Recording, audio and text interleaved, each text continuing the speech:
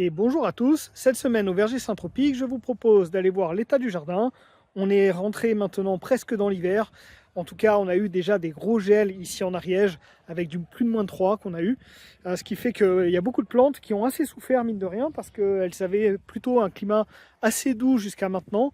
Et là, en une semaine, vraiment, elles ont pris des grosses températures, des grosses baisses de température, qui fait que il y a certaines plantes, vous le verrez dans cette vidéo, notamment des bananiers, qui ont pris quelques dégâts sur leurs feuilles notamment, mais bon, je pense qu'elles devraient quand même repartir. Sinon, comme vous pouvez le voir, on a déjà des arbres qui n'ont plus de feuilles. En tout cas, pour les kakis, c'est le cas, ils n'ont plus leurs feuilles.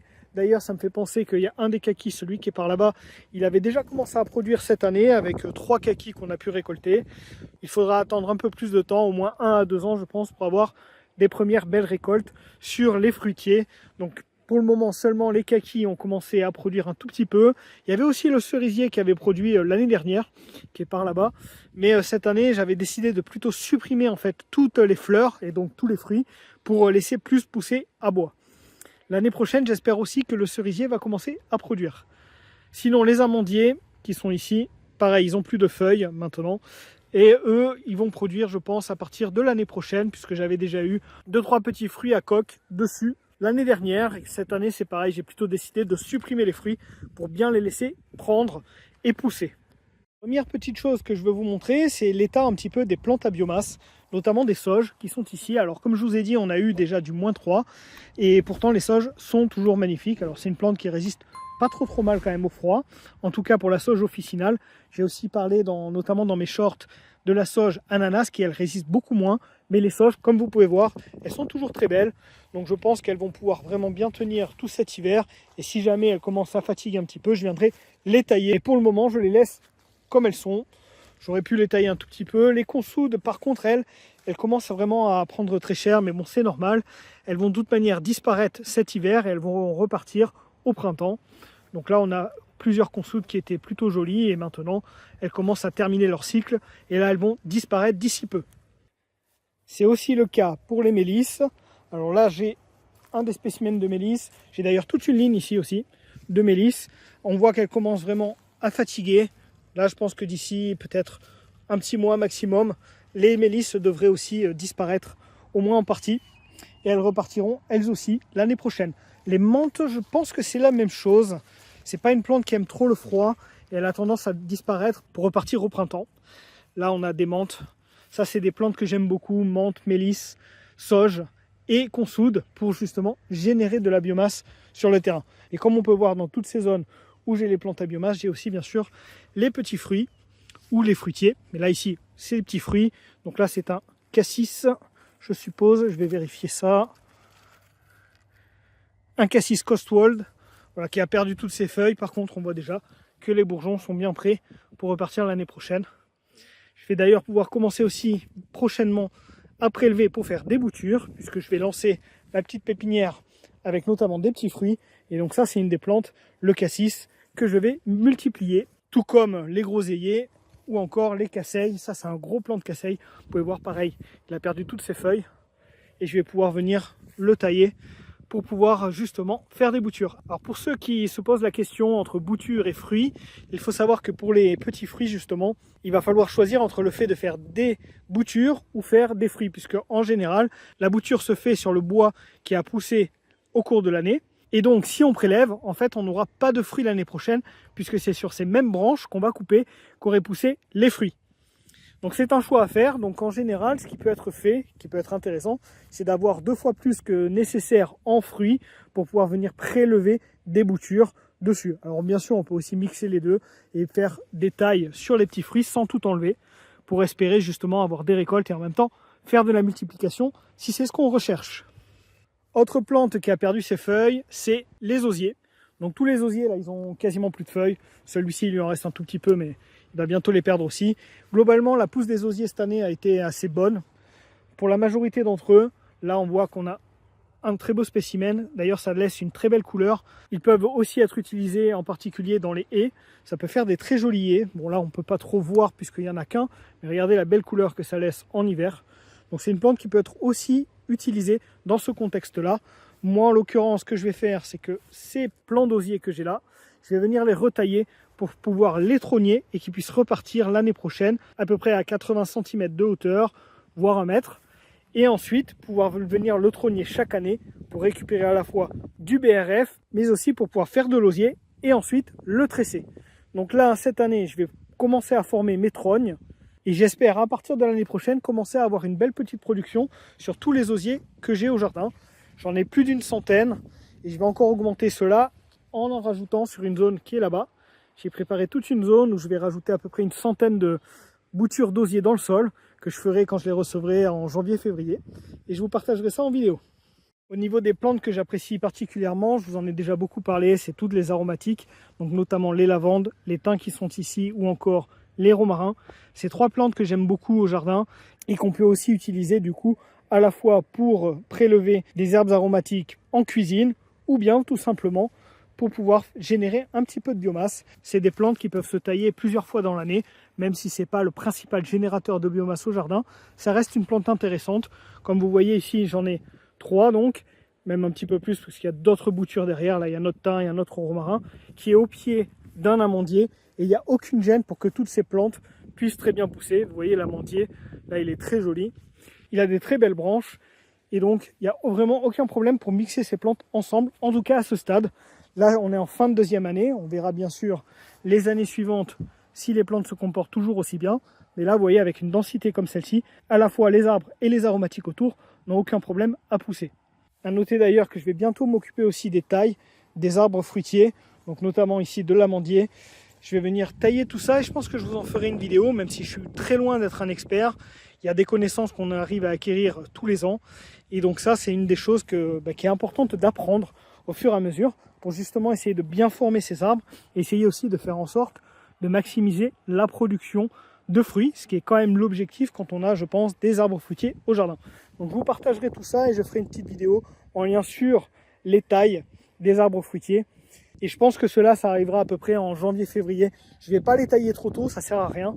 En tout cas, une information importante à prendre en compte, si on regarde par exemple le pommier qui est là-bas, même les 2 pommiers là, ils ont encore toutes leurs feuilles. Et quand les arbres, ils ont encore leurs feuilles, c'est vraiment pas le moment de les tailler. Il faut les laisser, il faut attendre qu'ils aient bien perdu leurs feuilles, qu'ils rentrent en total repos végétatif. Et donc là, c'est vraiment pas le moment de le faire. Donc il ne faut pas se presser trop pour faire les tailles de ces arbres fruitiers. On peut largement attendre janvier-février. Et il faut bien sûr le faire dans une période où il n'y a pas trop de gel, idéalement pas trop de pluie non plus, quand il y a plutôt du soleil. Mais donc en hiver et quand il n'y a plus de feuilles. Là par exemple les pommiers, c'est beaucoup trop tôt pour pouvoir envisager de les tailler. Si on regarde un petit peu au niveau des framboisiers, donc j'en ai mis à plusieurs endroits dans le jardin, on voit qu'encore il y a des fruits. Alors je ne suis pas certain quand même que ça va arriver à maturité. Je n'ai pas regardé exactement si les fruits ont une chance de tenir lorsqu'il y a des températures négatives. Donc je verrai ça, mais on voit que il y a toujours des fruits qui sont en préparation et avec des fleurs sur les framboisiers. Peut-être dites-moi en commentaire là, si les framboisiers ils peuvent fructifier en hiver. Il me semblait que c'était plutôt au mois de septembre-octobre où les framboisiers remontants faisaient leur 2e production de fruits. Mais a priori, là vous voyez ce plan-là, en tout cas, il a l'air assez tardif et il est en train de produire maintenant. Alors je ne sais pas trop, je verrai si jamais j'arrive à avoir une petite récolte dessus. J'en ai d'autres qui ont, eux, terminé leur production, qui vont bientôt rentrer en repos végétatif aussi. Là, il y en a un autre. Alors celui-là, il a encore aussi des fruits qui sont en préparation. Je pense pas quand même que ça va arriver à tenir. Mais bon, on verra ça. Il y a celui-là qu'il faudrait que je vienne piquerer d'ailleurs. Il est en train d'empiéter sur la partie que je tonds normalement. Et il va falloir que je le redresse. Et ça fait des beaux plants quand même, plantés cette année. Là, j'ai quand même un très beau plant de framboisier. Une plante qu'il faudrait d'ailleurs que j'arrive à encore plus multiplier au jardin. C'est pas l'une des plantes que j'ai le plus utilisées. Surtout que les années précédentes, sur un autre terrain, mais dans le même village, donc vraiment pas loin, j'avais produit un petit peu de framboises et elles étaient toutes remplies de verre à l'intérieur. D'ailleurs, ce que j'ai tenté du coup sur ce terrain, ça a été d'une part de les mettre en syntropie et donc de les mettre avec beaucoup d'autres plantes pour éviter justement d'avoir trop de ravageurs. Mais aussi j'ai tenté sur une zone qui est celle-ci, de mélanger à la fois les framboisiers. D'ailleurs là on voit que celui-ci, il est en train de terminer sa production. Et j'ai mixé donc ces framboisiers avec de la tanésie, pour ceux qui connaissent. Donc c'est une plante un petit peu insecticide.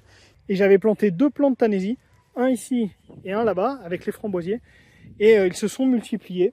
Donc là, ça me fait tout un petit talus, je dirais, où je me retrouve à avoir à la fois les framboisiers et la Tanaisie. Et ce que j'ai pu noter quand même, c'est que globalement, j'ai l'impression d'avoir beaucoup moins de problèmes, à la fois par rapport aux vers qui sont à l'intérieur des framboises, mais aussi par rapport aux punaises, parce que souvent il y a des punaises aussi au niveau des framboisiers. Mais là, il n'y en a pas du tout. Si on regarde la petite framboise là, elle n'a pas du tout de vers, alors que les années précédentes, quand j'étais sur l'autre terrain, vraiment ils étaient infestés de vers. Là, ça n'a pas l'air d'être le cas, donc c'est vraiment pas mal. Ça peut être du coup intéressant d'utiliser cette plante, la Tanaisie, pour justement faire fuir certains ravageurs. Par contre, il faut faire attention, c'est une plante qui a tendance à être invasive, la Tanaisie. C'est pourquoi je ne l'ai pas mis n'importe où, surtout pas au potager.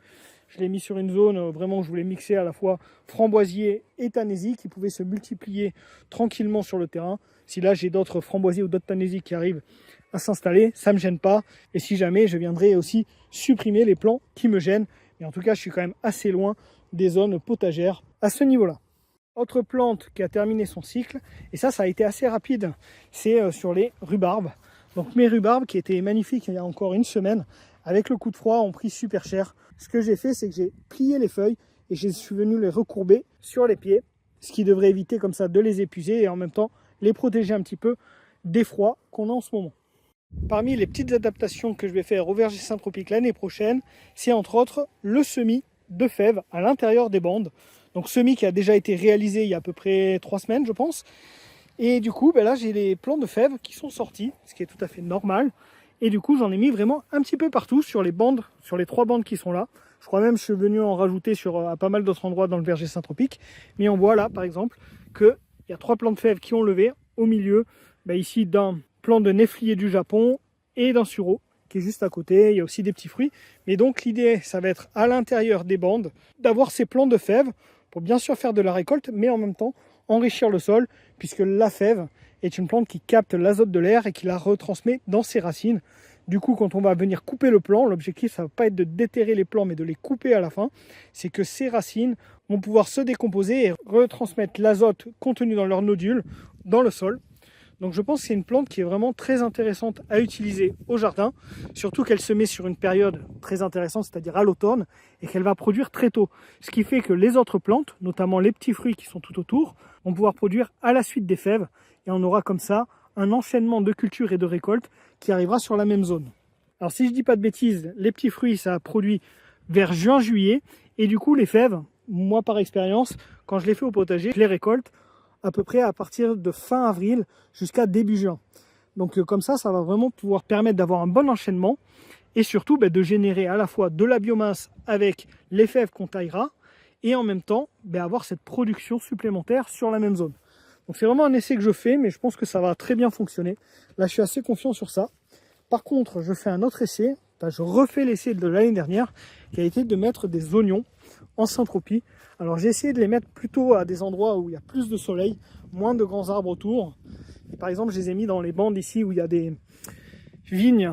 Donc là-dedans, j'y ai mis des oignons. Alors pour le moment, ils n'ont pas encore trop levé. Là, il y a un petit ail d'ailleurs. Je vais essayer de le replanter correctement. Ça c'est pareil, l'ail, j'en mets énormément un peu partout pour justement protéger un petit peu les plantes, puisque l'ail est quand même assez réputé pour repousser un petit peu tout ce qui est champignons et autres maladies ou ravageurs. Donc j'hésite pas à en mettre un peu partout, surtout les cailleux que je compte pas trop récolter. Et par contre les oignons, là si je regarde, ils n'ont pas encore levé. Est-ce qu'il y en aurait ici? Là je vois il y a un petit plant de fèves. Alors je me rappelais pas avoir mis des fèves à cet emplacement-là. J'ai mis plutôt les oignons, mais bon. Bon, j'ai semé un petit peu partout des choses de toute manière. Et on verra un petit peu ce qui va lever. L'objectif c'est aussi de densifier un maximum ces zones. Même si là maintenant j'arrive à avoir vraiment une belle densité un petit peu partout. Il y a toujours de l'amélioration à faire. Et puis même pour certains, je densifie un petit peu trop. On verra ça les années suivantes. Là on voit par exemple un aziminier. Les aziminiers ont eu du mal cette année. Bon, ils ont quand même poussé un petit peu plus que l'année précédente. Mais vous voyez la pousse, si je ne me trompe pas là sur celui-ci, elle a été de quoi 10 cm. Ce qui est assez faible. Mais bon, pour le moment ils sont toujours en vie. Et là c'est pareil sur cette même zone, donc à côté du néflier et de l'aziminier, j'y ai mis des fèves un petit peu plus tardivement, donc elles ne sont pas encore levées. Ce qui devrait arriver, je pense, d'ici une petite semaine à cet emplacement.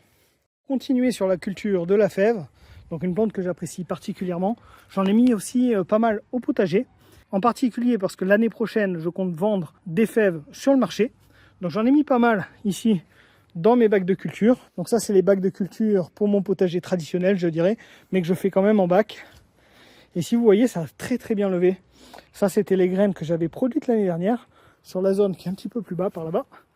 Donc je fais de la rotation de culture et notamment là, j'y ai mis les fèves cette année à cet emplacement.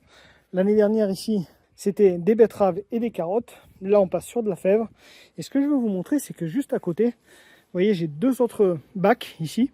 Et bien là, c'est des graines que j'ai achetées. Et la levée est quand même bien moins importante que les graines que moi j'ai produites.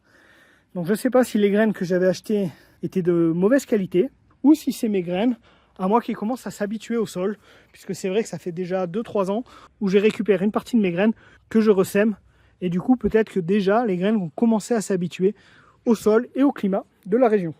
Je ne sais pas trop, mais en tout cas je voulais vous montrer parce que là c'est très flagrant la différence, alors que ça a été planté dans les mêmes conditions et à la même période. En septembre, j'avais aussi réalisé cette structure aux fraises. Comme vous pouvez voir, j'ai 36 plants du coup qui sont implantés et j'ai déjà des fraises qui sont apparues sur le mois de novembre. Notamment ici, j'en ai encore 2 qui sont récoltables, qui sont plutôt belles. Je vais d'ailleurs passer les récolter tout à l'heure. J'en ai même une de plus ici. Donc j'ai pu faire une première petite récolte et franchement, je suis super satisfait de cette structure qui, à mon avis, l'année prochaine pourra vraiment permettre d'avoir des belles récoltes et surtout de manière très aisée. Comme vous pouvez voir, l'idée c'est d'avoir des fraises qui puissent pendre, éviter qu'elles touchent le sol et donc qu'elles pourrissent. Et même, je pense que pour notamment tout ce qui est escargot et limaces, ça risque d'être compliqué pour qu'ils viennent manger les fruits. Donc je pense que cette structure devrait me permettre d'avoir des récoltes très bonnes l'année prochaine. Il y a 3 semaines environ, j'ai aussi planté des bulbes d'oignons.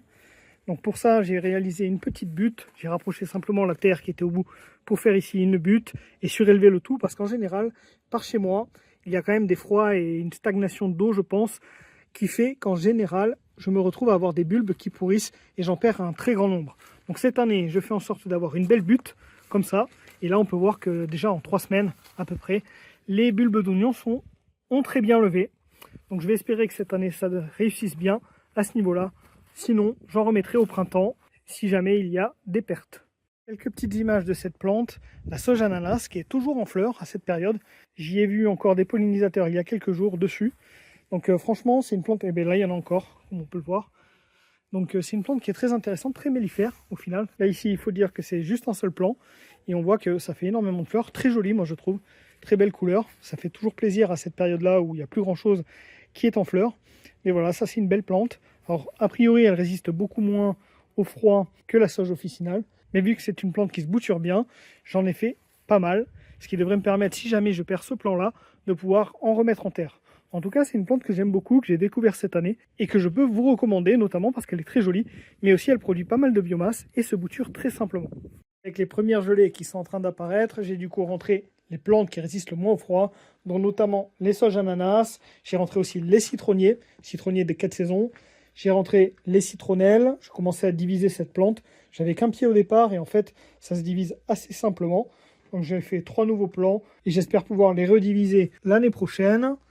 Aussi, j'ai rentré tout un tas de boutures, notamment des boutures d'olivier, des boutures de poires de terre, quelques plants d'artichauts également. Là, pour le moment, je les ai mis dans le garage parce qu'il ne fait pas encore trop froid, mais si besoin, je les mettrai même à l'intérieur de la maison. J'ai rentré bien sûr les bananiers qui résistent moyennement au froid. Donc là, je ne prends pas de risque, en tout cas pour les nouveaux plants qui sont encore en pot. Je les ai rentrés dans le garage, donc en orgel. À ce niveau, j'ai aussi des verveines, citronnelles, qui ne résistent pas excessivement au froid non plus. En tout cas, quand c'est en pleine terre, ça résiste mieux que quand c'est en pot comme ça. Là, je pense que ça résiste bien moins et du coup, je préfère les conserver de côté. En tout cas, j'en ai une partie que je laisse dans le garage et une partie qui est en extérieur. Ça me permettra aussi de me faire une idée si jamais elles peuvent passer un hiver dehors ou non. J'ai également mes pieds de poivron que j'ai déterrés et que j'ai mis dans des pots pour espérer leur faire passer l'hiver et les replanter l'année prochaine.